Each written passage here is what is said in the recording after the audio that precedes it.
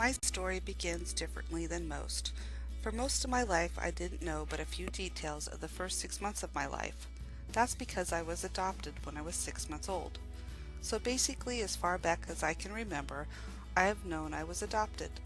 My parents openly shared my adoption details after taking the advice of two nuns that brought me to their home. Still, life could be a little confusing as an adoptee. I noticed early on that I didn't really look like my parents, brother, or cousins. Even though I knew the word adopted, what did that really mean? My adoptive parents, Chuck and Dottie Ball, were married in Bedford, Indiana at the Bedford Free Methodist Church in June of '62. My mom grew up in Bedford and moved to Indianapolis after graduating from Greenville College. She met my dad, a lifetime Indianapolis resident, at a church revival meeting where they both were in different gospel singing quartets. When my parents decided to adopt, they had this photo made to give to the adoption agency. This is me at 6 months, right after my adoption.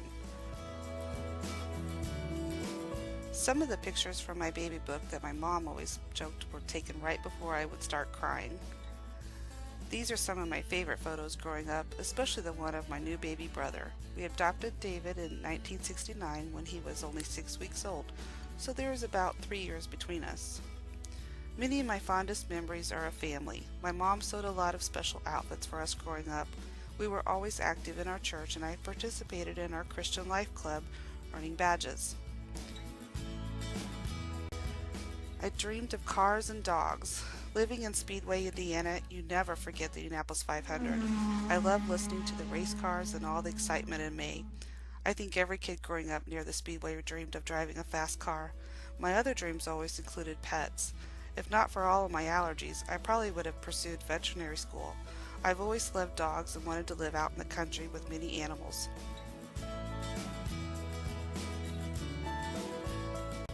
Many people ask me about being adopted.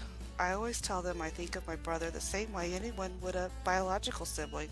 This is true of my parents too. My parents will always be my mom and dad. Finally, I reached my first educational goal, graduating near the top of my class in 1985 at George Washington High School.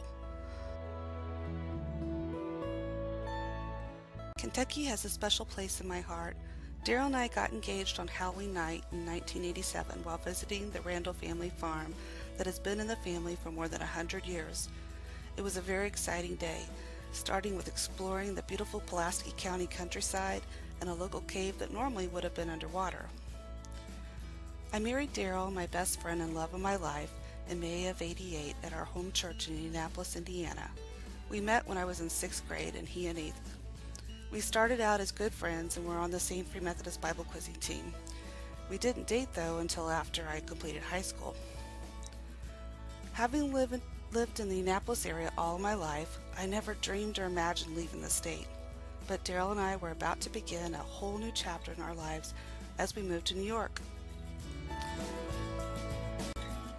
May of 1988 was full of life-changing events. Daryl graduated from Purdue University one weekend.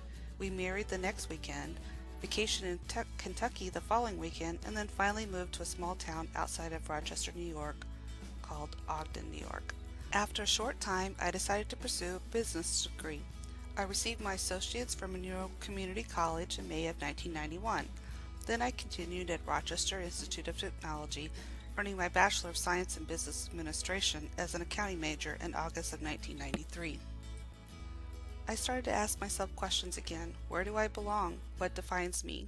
Is it my educational interests and degrees, environmental interests, family, religion, career, friends, motherhood, sports interests, or even political affiliations? I had to make a decision. So less than a year after my graduation, we returned to our home state of Indiana. Again, I got to a point where I was asking myself many more questions. What are my plans for my life? About that time, I got the best news of my life.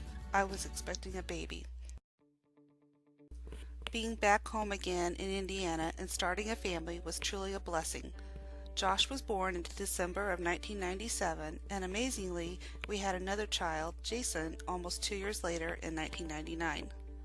There isn't just one thing that defines me, but my family will always be most important to me.